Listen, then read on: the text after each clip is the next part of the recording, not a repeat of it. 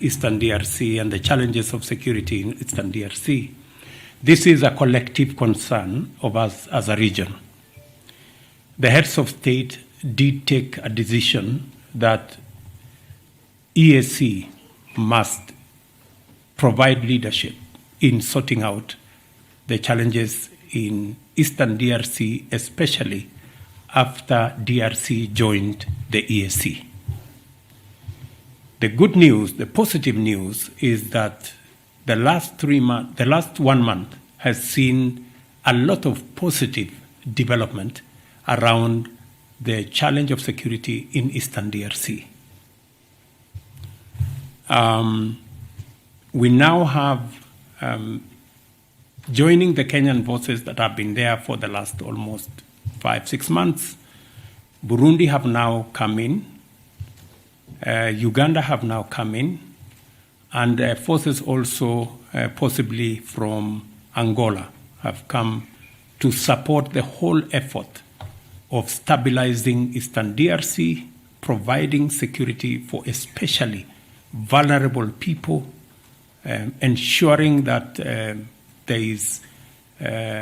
we manage the challenges of security that continue to lead to loss of life, gender-based violence, and many other issues around children who cannot go to school, and children that are displaced, and hundreds of thousands of people that live in camps. Because of the buildup of forces from different countries, there has also been generally a movement even by the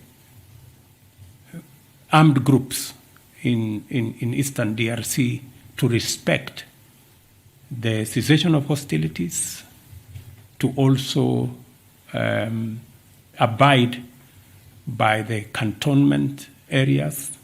We've seen a lot of movement in that direction. So we are confident that with this greater understanding and coming together, and I want to thank the heads of state of EAC for providing leadership in this area, and we are working together to see to it that we stabilize Eastern DRC so that Congo can have peaceful elections and they can continue to enjoy their country. On the issues of Kenya, thank you very much for asking. We believe we are a democratic nation. In fact, possibly the largest democracy in our region. And we value, and we, thank you very much, Mr. President. I think he realized I was struggling.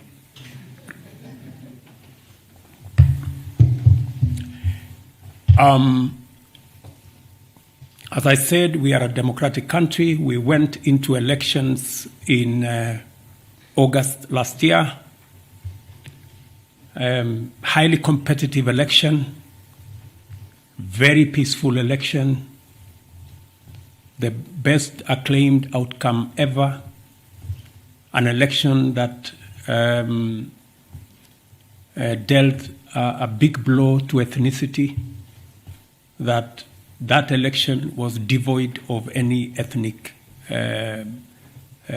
propaganda or any ethnic persuasions. Kenyans voted, and the outcome of that election was acclaimed by all the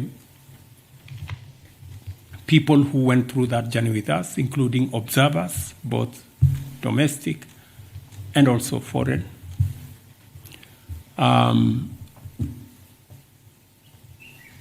Subsequently, somehow the opposition,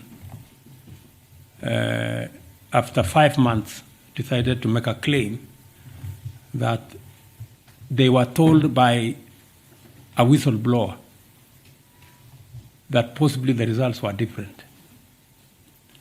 They haven't been good enough to tell us who the whistleblower is. and how they arrived at a different set of results than one that were released by our Independent Electoral and Boundaries Commission. However, as I said on Sunday, in times like this,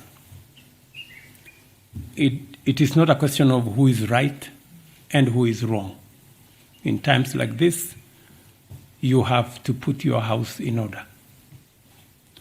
And as President, I owe it to the people of Kenya to provide leadership. And on Sunday, I did ask the opposition to reconsider the demonstrations that they had undertaken, because protests and demonstrations are provided for in our Constitution. But the protests and demonstrations were acquiring an ugly, violent turn that was destroying property, putting a lot of lives into risk, causing a lot of unnecessary chaos.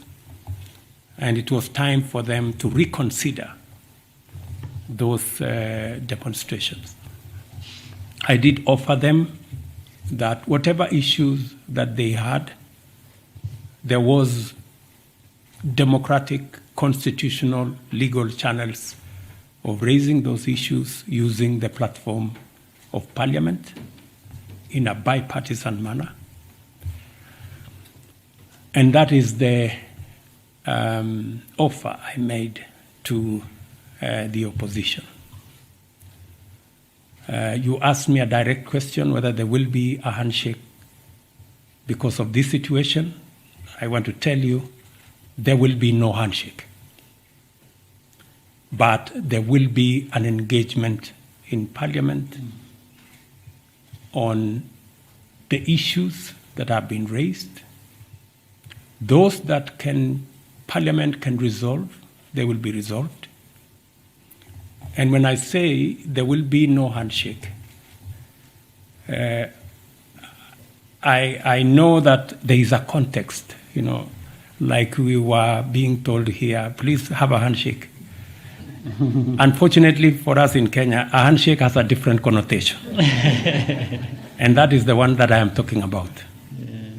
The handshake that brings the opposition and government into some conundrum and a mongrel and an outfit that is undemocratic, unconstitutional, and illegal.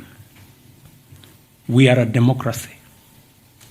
And in a democracy, it is underpinned by a system of checks and balances, where you have a government and an opposition. The history we have of the handshake is where there was a fusion of government and the opposition, and the results were very disastrous for Kenya. There wasn't any accountability. The whole system went rogue, and the people of Kenya do not want a situation where democracy is undermined. Democracy is, the system of checks and balances is undermined. Kenyans want a democracy where the system of checks and balances works. I am a great believer myself in a system where there are robust checks and balances, because that's the only way you can hold a government or an executive to account. And holding an executive or a government to account works for everybody. It works for the citizens, it works for the government because they are kept on their toes, and it works for the opposition as well, because then they become part of success of a country. So I hope I have answered your question. Thank you. Good. On my part, two quick comments. One is on Eastern